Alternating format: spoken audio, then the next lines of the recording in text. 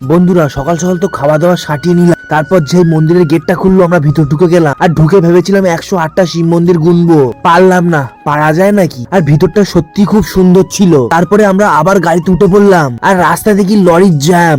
এত বড় বড় লরি দেখে আমার তো ভয় লেগে গেল।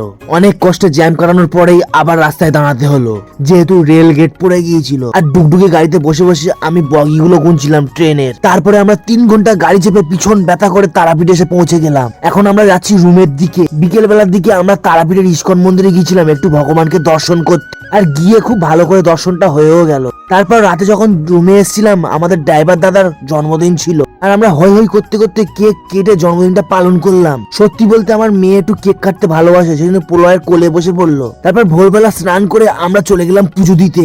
গিয়ে দেখি অবিশ্বাস্য লাইন, আর এই লাইন দেখে আমার মাথা ঘুরে যায় অবস্থা। আমি আমার শালিকে বললাম, এই শালি কতক্ষণ দাঁড়াতে হবে? শালি বললো, ঠিক করে দাঁড়াও।